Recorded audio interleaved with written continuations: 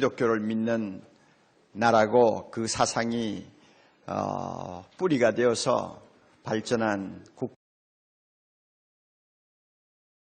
가치관, 헌법에서부터 시작해서 모든 가치관이 성경에서 나온 나라라는 것을 우리가 알고 있습니다. 그런데 이 미국 기독교 중에서 그 대형 교단이라고 할 수 있는 감리교, 장로교, 회중교회 이런 교단들이 계속 70년대, 60년대부터 시작해가지고 계속 감소됐어요. 쇠퇴해 내려갔습니다. 이것을 놓고 이 연구를 한 학자가 하나 있습니다. 로버트 핑크라고 하는 학자인데 도대체 왜 이 큰 교단들이 계속 성도들이 빠져나가면서 힘을 잃어가고 있는가 연구를 해서 낸 책이 있는데 거기에 나온 책을 읽으면 대답이 아주 싱겁습니다. 간단하고요. 왜 큰 교단들이 쇠퇴하느냐? 교인들에게 너무 적은 것을 요구했기 때문이다. 교인들에게 너무 적은 것을 요구했기 때문이다. 그래서 교회가 힘을 잃었다는 것입니다. 이 말을 바꾸면은 교인들이 세상에 나가서 사람들에게 이질감을 느끼지 않도록 하려고 애를 썼다는 말입니다. 사람들이 볼 때 거부감이 일어나지 아니하는 예수 믿는 사람의 모습을 만들어 주려고 교회들이 애를 썼어요. 그러니까 적게 요구할 수밖에 없잖아요. 많이 요구하면 어떻게 되겠어요? 자꾸 뭔가 컬러가 달라지는 신자가 될 수 있는데 적게 요구하니까 세상 사람하고 비슷비슷하게 되어가는 것입니다. 왜 교회가 그렇게 했느냐? 그런 식으로 신사적인 이미지를 심으면 세상 사람들이 교회에 대해서 매력을 느낄 것이고 그래서 사람들은 교회를 찾아 나올 것이다 이렇게 생각한 거예요. 그런데 결과는 완전히 거꾸로 나왔어요. 적게 요구해서 성도들이 세상 사람과 비슷해지니까 성도들이 먼저 교회를 빠져나가기 시작하고 세상 사람들도 교회에 대해서 매력을 잃어버리는 것을 보게 된 것입니다. 그래서 87년도, 1987년도 한 해만 해도 회중교회 같은 데서는 170만 명이 그 교단에서 빠져나가 버렸어요. 지금도 계속되고 있어요. 반면에 90년대 들어와서 미국에서 아주 갈목할 만한 성장을 한 교회 한 500개를 조사를 했더니 거기는 또 답이 이렇게 나왔습니다. 이유가 뭐냐? 성도들에게 많은 것을 요구하고 강하게 요구하기 때문에 교회가 부흥했다. 그 말은 성도들로 하여금 세상에 나가서 컬러가 분명하게 살도록 교회가 가르쳤다는 것입니다. 거부 반응을 일으킬지는 모르지만 성도답게 살도록 성도들을 바로 세우는데 온 교회가 힘을 집중했더니 교회가 강해졌어요. 성도들이 모습이 달라졌어요. 그게 사람들에게 감동을 주어가지고 교회를 나오는 사람들이 많아지다 보니까 교회가 부흥했다는 것입니다. 우리가 매우 귀담아 들어야 될 중요한 자료라고 생각을 합니다. 교회의 생명은 세상과 다름에 있습니다. 예수 믿는 그리스도인들의 능력은 세상 사람과 얼마나 다르느냐에 달려 있습니다. 창세기 12장부터 보세요. 아브라함이 하나님의 부름을 받아 자기 고향을 떠나는 이야기가 나옵니다. 왜 하나님이 그를 고향에서 불러냈어요? 세상과 구별되는 거룩한 사람, 다른 사람들하고 불러낸 거예요. 이방인 된 우리를 왜 하나님께서 예수 믿고 불러내었습니까? 왜 세상으로부터 부름받은 하나님의 백성으로 만드셨습니까? 세상과 구별된 거룩한 백성들하고 불러낸 것입니다. 그래서 창세기부터 요한계시록까지 전체적으로 흐르는 모든 그 사상의 주제를 보면은 거룩한 사람이 되라는 거예요. 거룩하다는 말을 바꾸면 다른 사람이 되라는 말입니다. 거룩이라는 것은 다르다는 의미입니다. 다른 사람이 되라예요. 그러므로 믿는 사람과 세상 사람은 하늘과 땅처럼 다릅니다. 빛과 어두움이 다르듯이 소금과 썩은 고기가 다르듯이 예수 믿는 사람과 믿지 않는 사람은 철저하게 다릅니다. 만일 교회가 세상과 비슷하거나 또 세상과 같으면 그 날로부터 교회는 죽음을 자초하게 될 것이고 성도의 삶은 의미를 잃어버리게 될 것입니다.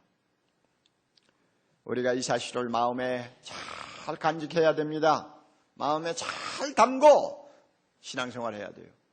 오늘 우리가 읽은 본문 보면 사도 바울은 우리가 왜 세상 사람과 근본적으로 달라야 하는가를 4가지 근거로 설명하고 있습니다. 다르다면 다른 근거가 있어야 될 거 아니에요. 성경적으로 우리가 이 사실을 분명히 깨달을 때, 나는 분명 세상 사람이 아니야. 나는 세상에 살고 있지만 세상 사람이 아니야. 나는 달라. 하는 의식이 항상 우리 마음속에 자리 잡고 있어서 그것이 나의 생각을 통제하고 그것이 나의 말을 지배하고 그것이 나의 행동을 좌우하는 것입니다. 4가지. 그 4가지를 바울은 그리스도와 함께라는 말씀으로 하나하나 정리를 하고 있습니다. 4가지를 먼저 말씀드리면 이런 것입니다. 우리는 그리스도와 함께 죽었습니다. 그러므로 다르다는 거예요.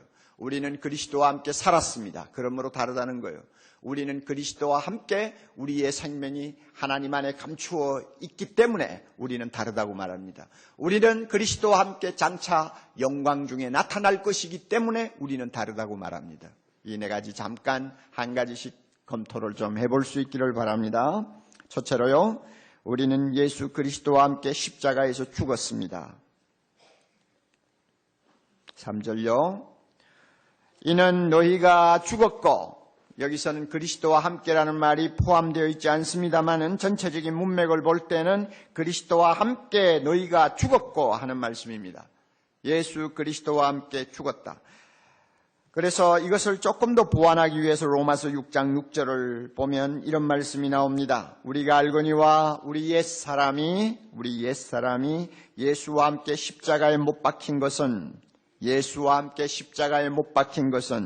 죄의 몸이 멸하여 다시는 우리가 죄에게 종로로 타지 아니하려 함이니라.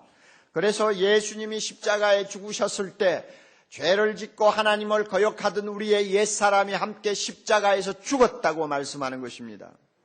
옛사람이 죽었어요. 죽었다는 말의 의미가 뭡니까? 끝장이 났다는 이야기입니다. 여러분, 누구든지 죽으면 끝입니다.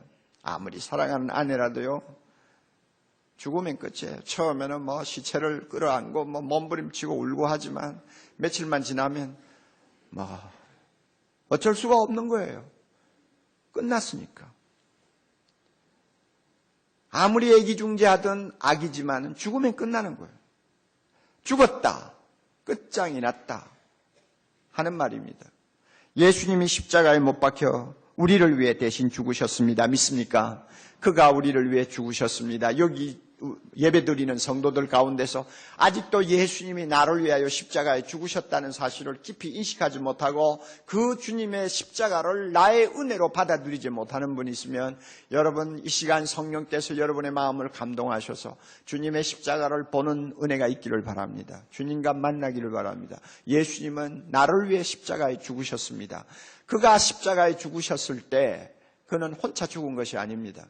하나님을 거역하고 죄를 범하던 내 자신과 함께 그는 십자가에 죽으셨습니다. 그러므로 주님이 죽으셨어요? 거기는 내가 죽은 것입니다.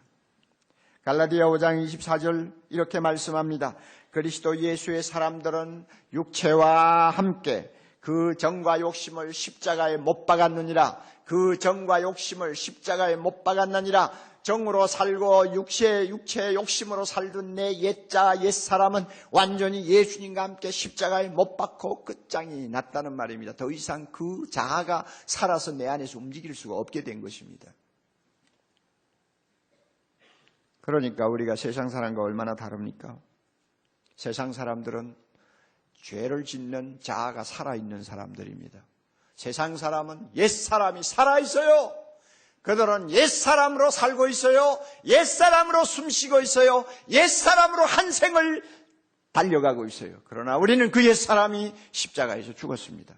죽은 자와 산 자의 차이 얼마나 대단합니까? 그러므로 우리는 세상 사람과 절대 같을 수가 없습니다.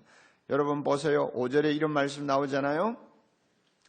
그러므로 땅에 있는 지체를 죽이라. 곧 다 같이요. 음란과 부정과 사욕과 악한 정욕과 탐심이니 탐심은 우상 숭배니. 우리가 이런 것을 행하면서 살 수 없잖아요. 맞아요, 안 맞아요? 대답하세요. 성가대 맞아요 안 맞아요? 대답해요. 이런 거 행하면서 살 수 없잖아요. 못 살아요 우리는. 왜 그렇습니까?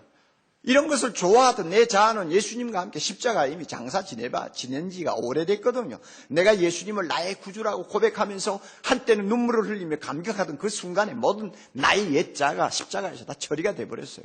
그러므로 우리가 이런 생활 못해요. 죽었어요. 그러므로 세상 사람과 달라요. 둘째로요, 우리는 그리스도와 함께 다시 살아났습니다. 1절을 우리가 보면 그러므로 너희가 그리스도와 함께 다시 살리심을 받았다 이렇게 말씀합니다. 예수 그리스도께서 사흘 만에 부활하셨습니다. 할렐루야. 죄와 사망의 권세를 이기고 부활하셨습니다. 할렐루야. 그는 오늘도 살아계십니다. 그가 부활하실 때에 예수님과 함께 십자가에 죽었던 내 자신이 새 생명으로 살아난 것입니다. 새 생명으로 살아났어요. 예수님의 생명이 나의 생명이 되어 내가 살아났습니다. 로마서 6장 4절 이는 아버지의 영광으로 말미암아 그리스도를 죽은 자 가운데서 살리심과 같이 우리로 또한 새 생명 가운데서 행하게 하려 하심이니라. 예수님의 부활과 함께 주님의 그 새 생명을 우리에게 주셨고 그 생명을 소유한 우리는 예수님과 함께 새로운 삶을 시작하게 되었습니다. 우리는 부활한 사람입니다. 우리의 육신은 다음에 부활하겠지만 우리의 영혼은 이미 부활한 사람들입니다. 그래서 갈라디아 2장 20절에 뭐라고 말합니까? 이제는 내가 산 것이 아니요 내 안에 누가 살았어요? 그리스도께서 살았느니라.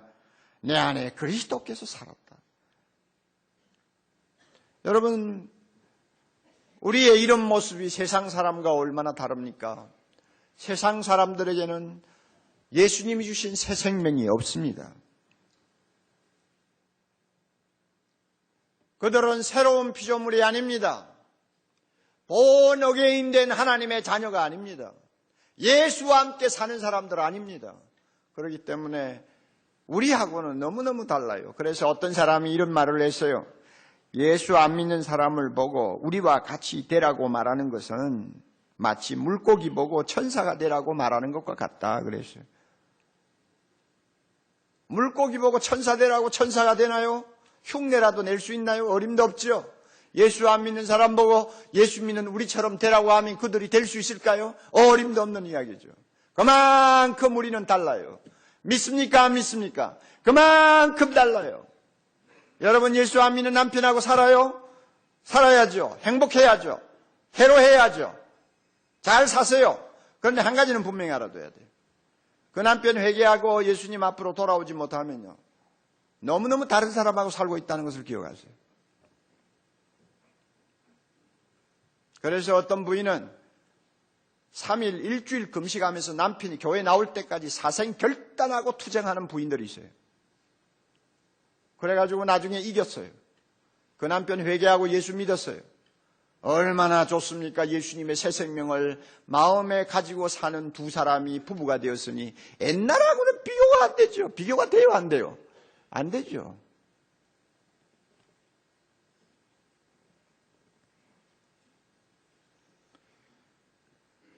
이렇게 예수님과 함께 새 생명을 가지고 다시 사는 우리들은 10절에 있는 말씀처럼 벌써 지향하는 우리의 목표가 틀립니다. 보세요. 새 사람을 입었으니 이는 다같이요 자기를 창조하신 자의 형상을 쫓아 지식에까지 새롭게 하심을 받는 자니라. 할렐루야. 예수님의 생명이 내 안에 있는데요. 이제는 나는 점점 우리를 창조하신 하나님, 우리를 지으신, 우리에게 새 생명을 주신 예수님을 닮아서 계속 주님처럼 변해가는 것입니다. 이것을 일컬어서 성경에는 영광에서 영광으로, 영광에서 영광으로, 영광에서 영광으로 변해간다고 그럽니다. 우리 모두가 그런 사람이에요. 비록 그 사람은 후패에서 주름살이 지고 젊었을 때 그 아름다웠던 얼굴이 참 뭐처럼 변해갑니다마는 그러나 그런 건 문제가 아니에요. 우리의 속 사람은 누구를 닮아갑니까? 예수님의 생명을 가진 자들이기 때문에 예수님을 닮아서 예수님처럼 영광스럽게 계속 변해갑니다. 이게 우리의 모습인데 여러분, 세상 사람하고 어떻게 비교가 됩니까? 세 번째로요, 그리스도와 함께 우리 생명이 하나님 안에 감추어져 있습니다. 그렇기 때문에 우리는 세상 사람하고 틀려요. 자, 보세요. 3절, 이는 너희가 죽었고 이제 그 다음에 다 같이요. 너희 생명이 그리스도와 함께 하나님 안에 감추었느니라. 설명을 좀 들으셔야 될 거예요. 자, 여러분 보세요. 예수님이 죽으시고 사흘 만에 부활하셨어요. 부활하신 다음에 어디를 가셨죠? 어디에 가셨어요? 계속 올라가시나요? 어디를 가셨어요? 승천하셨죠? 계속 올라가세요? 아니요. 하나님 우편에 앉으셨습니다. 믿습니까? 하나님 우편이라는 것은 우주적인 권세를 가진 상징적인 자리입니다. 예수님은 십자가에서 승리하신 다음에 하나님으로부터 하늘과 땅의 모든 권세를 가지신 전능자, 만왕의 왕이 되셨습니다. 그리고 그 권세의 상징이 되는 하나님의 우편에 앉으셨다고 그랬어요. 예수님은 하나님 우편에 지금 계십니다. 재림하실 때까지 그 우편에 계실 것입니다. 그런데 놀라운 사실은 예수님이 하나님 우편에 앉으시는 그 시간에 우리도 함께 그 자리에 앉았다는 것입니다. 성경적인 근거가 어디 있느냐고요? 에베소에 보면 나옵니다. 2장 6절, 또 함께 일으키사 그리스도 예수 안에서 함께 하늘에 앉히셨다 그랬습니다. 우리를 예수님과 함께 살아난 자라 살아서 부활한 자가 되게 하시고, 또 예수님이 하나님 우편에 앉으실 때에 우리를 예수님과 함께 그 자리에 앉히셨다고 말씀했습니다. 얼마나 기가 막힌 이야기인지 모릅니다. 그러므로 우리는요, 예수 믿고 지금 이 세상에 살고 있지만 따지고 보면 하늘에 앉아서 세상을 사는 사람입니다. 멋진 말이죠. 한번 제가 지어낸 말입니다. 한번 따라해 보세요. 하늘에 앉아 세상을 사는 사람이다. 얼마나 못 있는 존재들인지 몰라요. 하늘에 앉아 세상을 살아요. 그러므로요, 지금의 우리의 모습은 진짜 모습이 아닙니다. 솔직히 보세요. 우리가 예수 믿고 예수님과 함께 살았고 예수님과 함께 하나님 우편에 앉았다고 말은 요란하게 이야기합니다만은, 그래서 달라진 게 뭐 있나요? 세상 사람들이 볼 때 달라진 거 하나도 없어요. 우리가 예수 믿고 새 사람이 되었다고 해서 국적이 미국 국적으로 바뀌었습니까? 우리의 얼굴이 하얀 백인종이 되었습니까? 못난 얼굴이 잘나게 되었습니까? 갑자기 못 살던 사람이 잘 살게 되었습니까? 아무것도 달라진 거 없어요. 똑같아요. 믿기 전의 모습이나 믿은 후의 모습이나 다를 바가 없어요. 세상 사람이 볼 때는 아무것도 안 달라졌어요. 왜 그럴까요? 우리의 진짜 생명이 예수님 안에 감추어 있어서 지금은 잘 드러나지 않아요. 약간만 보여요. 약간만. 진짜는 감추어져 있어요.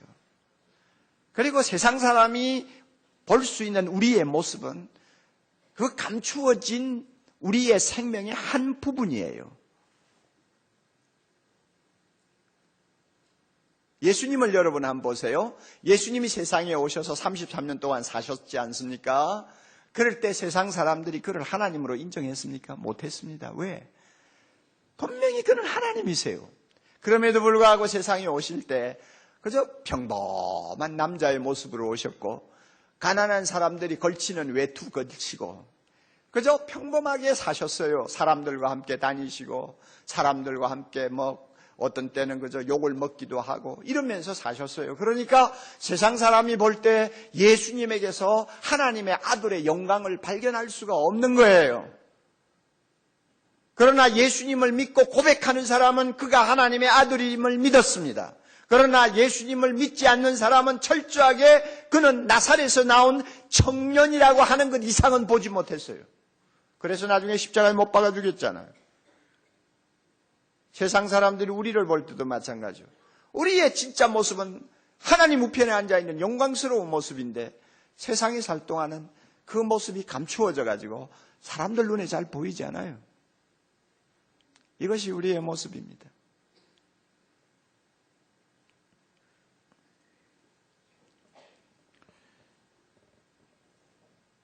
여러분 이 사실 믿습니까? 믿어요? 이거 믿으면요, 나 자신을 보는 눈이 달라집니다. 지금의 내 모습 가지고 탓하지 않아요. 지금의 나의 초라한 신분 가지고 탄식하지 않아요. 내 모습은 진짜 있어요. 진짜가 있어요.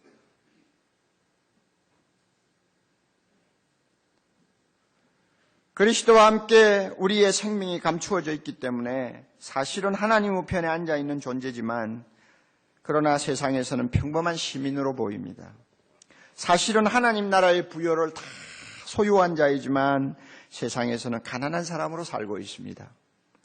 사실은 영원한 생명을 소유하고 사는 하나님의 자녀지만 세상에서는 병도 들고 남보다 먼저 죽기도 합니다. 그러나 이 세상에서 보이는 그런 모습들은 우리의 전부가 아닙니다. 우리의 진짜는 하나님 안에 감추어 있습니다. 우리의 진짜 모습은 따로 있습니다. 여러분, 이렇게 우리의 진짜 아름다운 생명의 모습을 따로 비밀리에 갖고 있는 우리가 그런 것이 전혀 없는 세상 사람하고 어떻게 같을 수 있어요? 어떻게 같아요? 세상 사람들은 땅에서 보이는 게 전부 아니에요. 그렇기 때문에 막 어떻게 하든지 얼굴도 이쁘게 해보려고 막 별의별 짓을 다 하면서 발악을 하잖아요. 깎고 막 그냥 집어넣고 막 그냥 바람을 넣고 막 별짓을 다 해가지고라도 아름답게 하려고 애를 써요. 왜냐하면 그것밖에 없으니까. 그게 전부니까. 그냥 돈 좀 모아가지고 남에게 그냥 의시되면서 살고 싶은 거 그게 전부니까. 남을 짓밟고라도 내가 성공함으로써 조금이라도 사람들에게 인정받는 그게 전부니까 거기에 생명을 건단 말이에요. 그러나 우리는 그렇지 않아요. 우리는 그런 거 그거 별거 아니에요. 왜냐하면 진짜가 있는데. 믿습니까 여러분? 믿어요? 그러므로 우리가 세상 사람하고 같을 수가 없어요. 아무리 같으려고 몸부림을 쳐도 같을 수가 없어요. 이런 진리를 여러분이 얼마만큼 가슴에 깊이 간직하고 그것이 여러분의 생각을 좌우하게 만드느냐에 따라서 여러분이 세상에 사는 삶의 모습이 달라질 수 있습니다.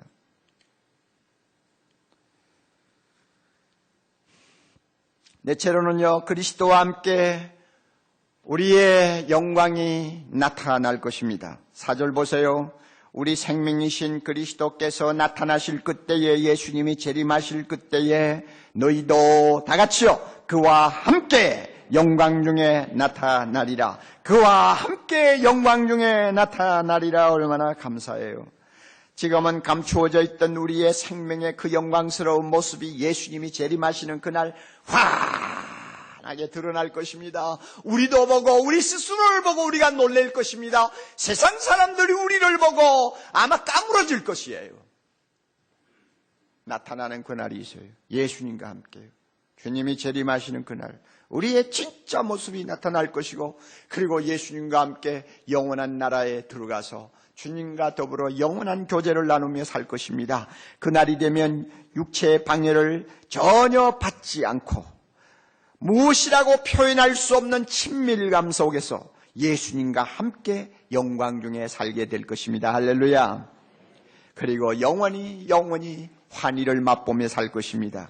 불확실성의 안개는 거칠 것입니다. 의심과 어두움의 시간은 끝이 날 것입니다. 그때가 되면 믿음도 소용이 없습니다. 믿을 필요가 없으니까요.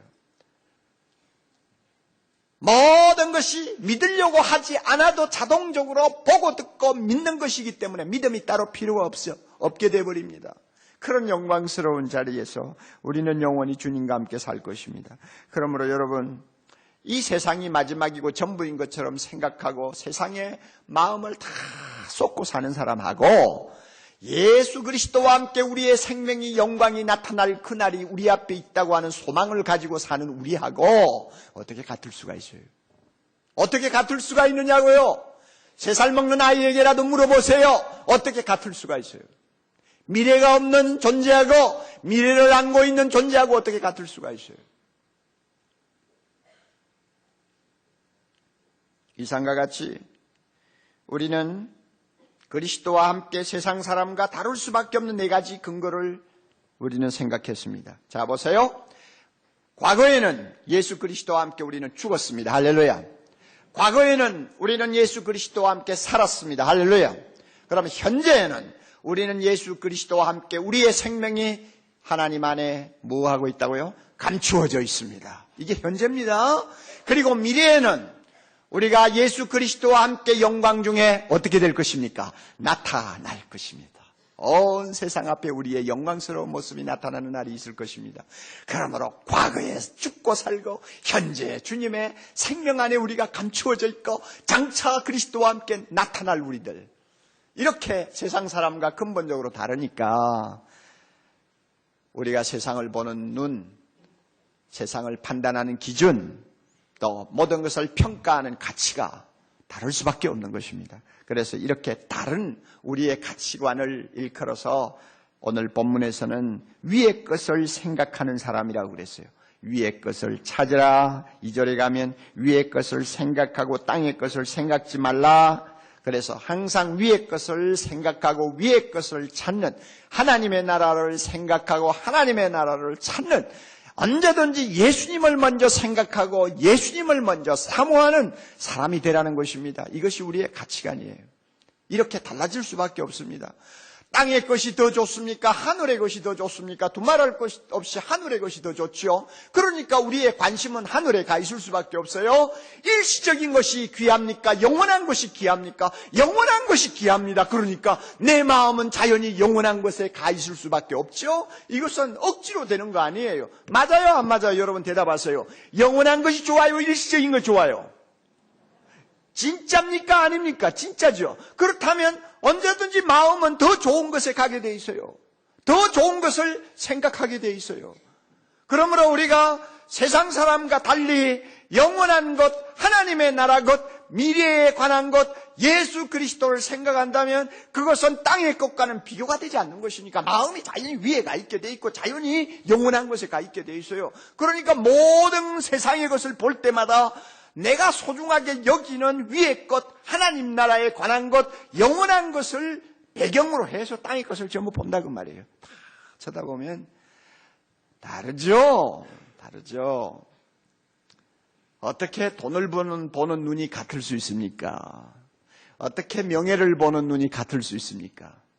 여러분은 어떻게 세상의 고난과 슬픔을 보는 눈이 같을 수가 있습니까? 절대 같을 수가 없어요.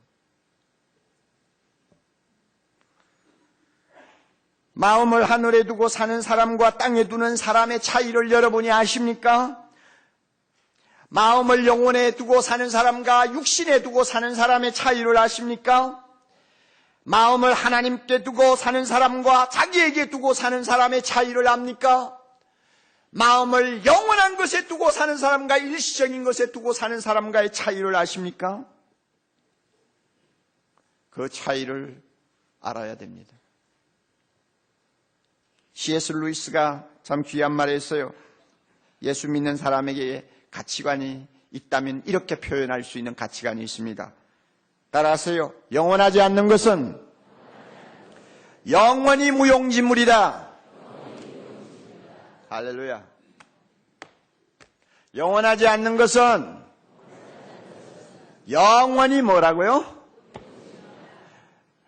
우리 자매들 이뻐요. 어떤 때는 쳐다보면 막 그냥 정신이 없을 정도로 이쁘죠? 그래가 남자들이 홀딱 반하죠? 근데 그게 영원했으면 얼마나 좋겠어요, 그죠? 안 그래요? 안 그래요? 그래요. 젊음이 얼마나 아름다워요. 제 나이 정도 되면 젊다는 그것이요. 참 매력이에요. 젊은 사람 쳐다보면 어떤 때는 샘이 날 정도로 참 아름답게 보여요. 그러나 그 젊음이 좀 영원했으면 얼마나 좋겠어요. 한 5년 후만 지내고 애 한둘만 낳아놓으면 찌그릉 바가지가 돼가지고 벌써 얼굴에 피곤이 가득하고 세상 사는 맛이 없어가지고 벌써 얼굴이 어두워지는 거 본단 말이에요. 하나도 영원한 게 없어요. 그러니까 예수 믿는 사람은요, 마음이 하늘에 가 있고 영원한 것에 가 있기 때문에 영원하지 않는 것은 다 무용지물이에요. 우리가 그런 눈으로 세상을 보는 것입니다. 믿습니까, 여러분? 예. 그런 배경을 가지고 모든 것을 평가하는 것입니다. 저는 사진을 좀 찍기를 좋아하는 사람이죠.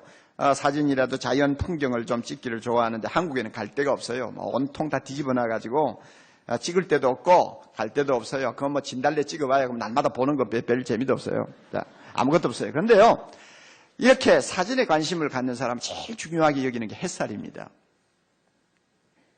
햇살이 앞에서 오는 거냐, 옆에서 비치는 거냐, 뒤에서 비치는 것이냐. 구름이 꽉 찌었을 때도 그 햇살을 봐야 돼요. 왜냐하면 햇살에 따라서 앞에 보이는 피사체가 다르게 보여요. 꽃 모양도 틀리고 색깔도 달라요. 그러므로 카메라를 들고 있는 사람은 항상 햇살을 염두에 두고 모든 것을 보고 평가합니다.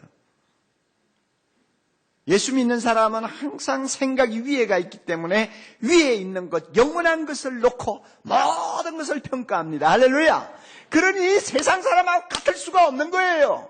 하나님 나라를 모르는 사람들, 영원한 것에 대해서 관심도 없는 사람들이 보는 것을 우리가 똑같이 보아요? 있을 수가 없는 거예요. 이거는. 존 브래드포드라고 하는 참 훌륭한 분이 계세요. 16세기 사람인데 설교자였고 순교자였습니다. 그분이 참 웅변적인 말을 이렇게 써놨어요. 내 영혼아 일어나 고개를 들라. 하늘과 하늘에 있는 것들을 생각하며 날아올라라. 여기는 수고와 시련과 슬픔과 죄악과 불행과 죄의 문제와 두려움과 모든 기만과 파괴적 허영밖에 없는 곳이니 이 초라한 곳을 더 이상 내 것으로 삼지 말라. 내 모든 사랑을 저 위 아름다운 곳으로 보내라. 거기는 내 구주께서 사시며 다스리는 곳이다. 보고의 기쁨이 쌓여있는 곳이다. 그분의 공로가 내 공로가 되고 그분의 온전함이 내 온전함이 되고 그분의 죽음이 내 영생이 되고 그분의 부활이 내 구원이 되는 곳이다. 할렐루야. 우리 얼마나 아름다운 존재들입니까? 자, 이제 결론적으로 중요한 거 있습니다. 기독교의 감동은 어디서 나오는 것이냐? 우리가 얼마나 다른가에 있습니다. 우리가 얼만큼 세상 사람과 다른가에서 기독교의 감동이 나옵니다. 우리가 무엇이 어떻게 다른가를 보여줄 때 세상이 반응을 합니다. 그리고 세상이 감동을 받습니다. 비슷해야 되나요? 그 사람들이 이질감을 느끼면 또 거부감을 느끼면 우리가 그들과 접촉할 수 없기 때문에 할 수 있으면 비슷해져야 되나요? 천만에요. 그것은 마귀의 소리입니다. 우리가 비슷해지거나 같아지면 기독교는 망합니다. 역사적으로 볼 때 교회는 문을 닫습니다. 크리스찬의 생명은 죽어버립니다.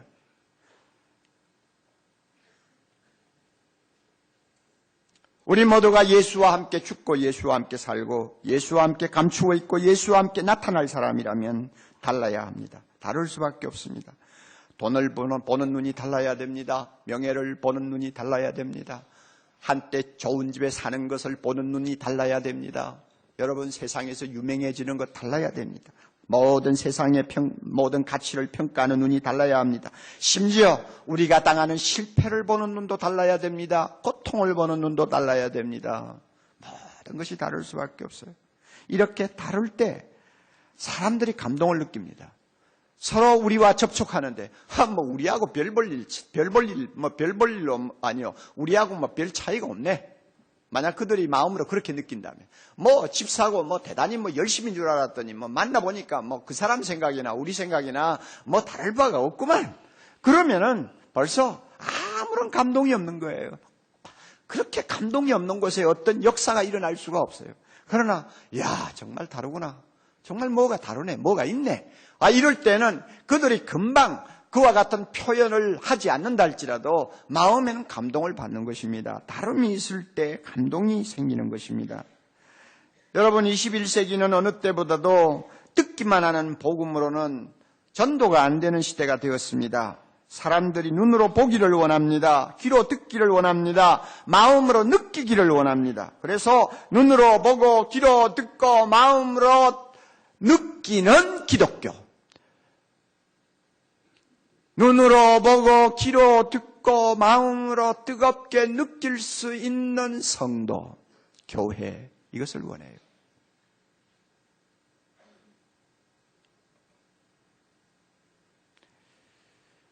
수년 전 한국의 대학생 천여 명에게 이런 질문을 했다고 합니다. 지금 당장 가지고 싶은 것이 뭐냐?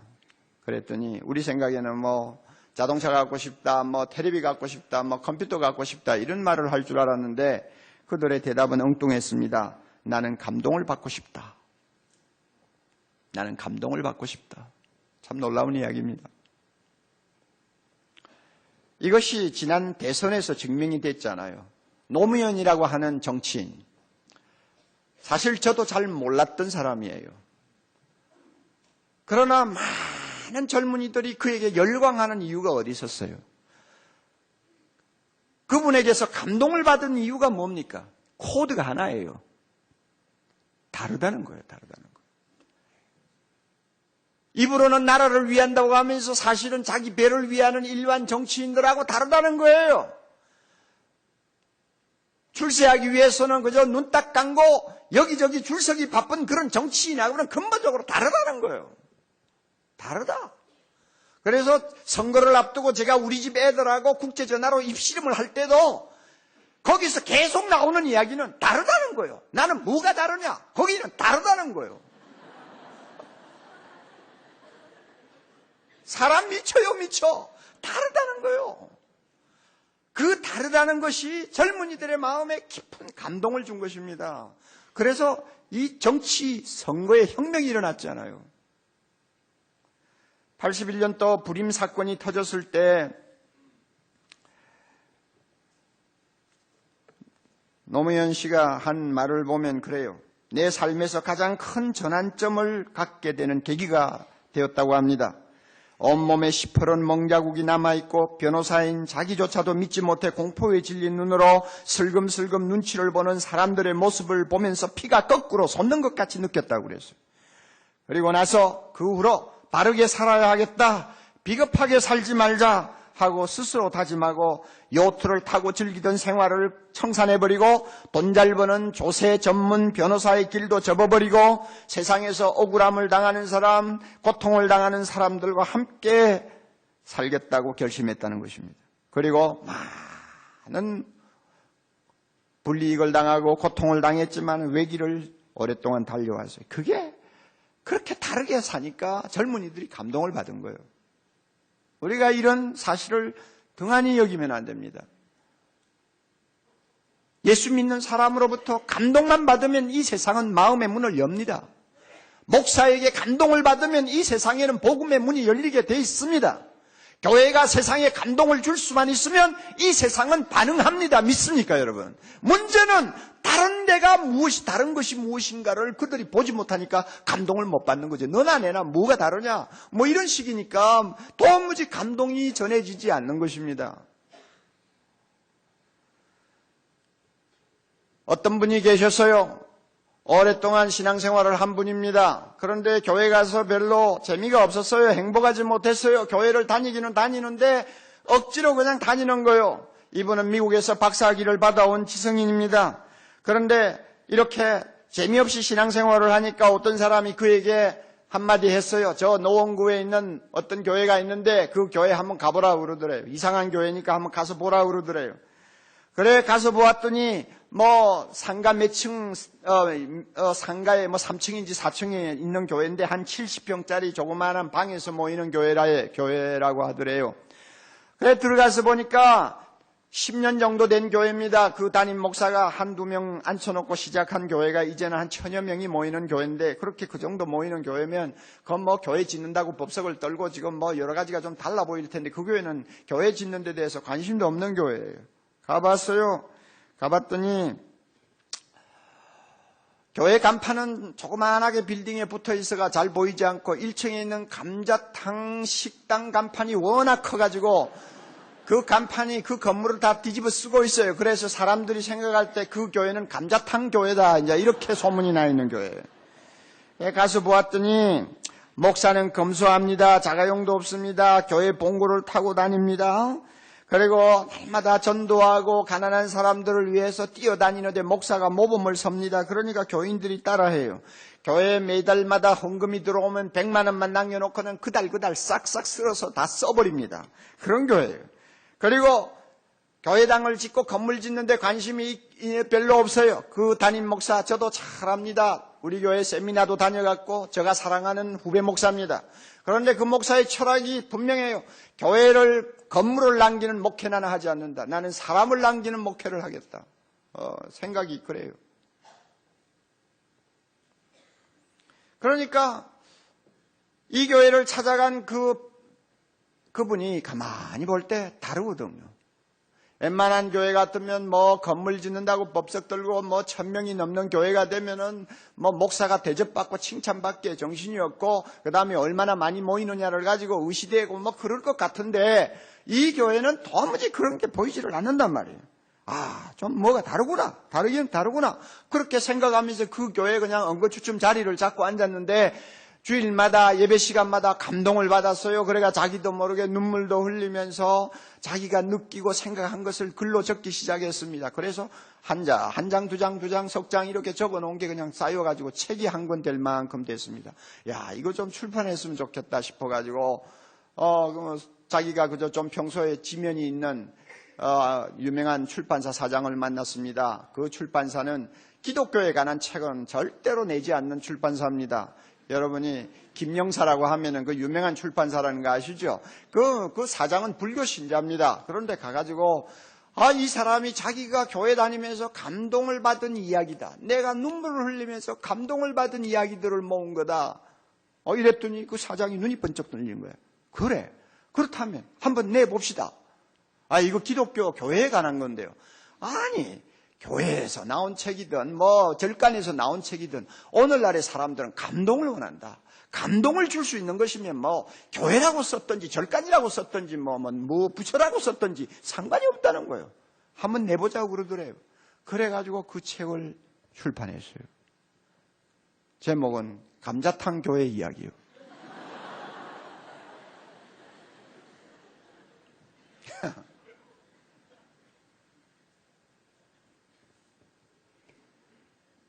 우리 교회는 지금까지 20년이 넘어도 그런 책 하나 쓰는 사람이 없었는데,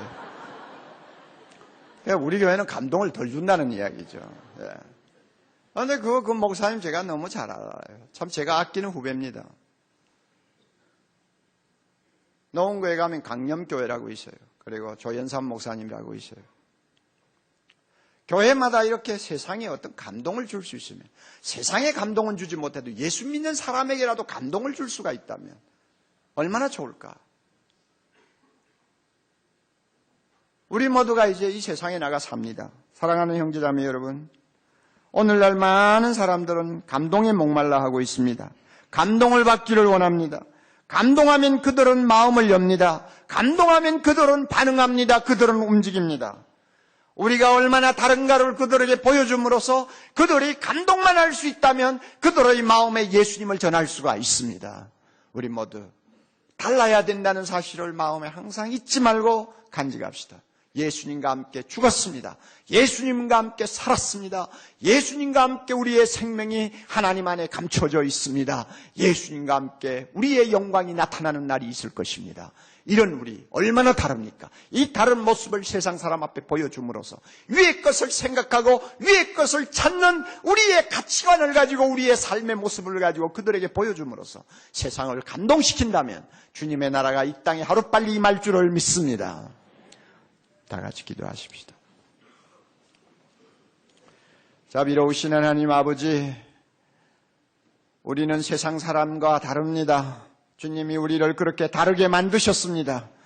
다른 사람답게 우리의 생각을 하늘에 두고 위의 것을 찾으며 위의 것을 생각하면서 삶으로 세상 사람과 얼마나 다른가를 보여주고 그들을 감동시킬 수 있는 우리 모두가 되게 하옵소서. 가정에서 감동을 주는 우리 모두가 되게 하옵소서. 이웃에게 감동을 주는 우리가 되게 하옵소서.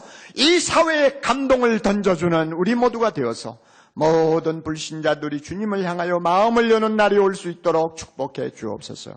예수님 이름으로 기도하옵나이다. 아멘.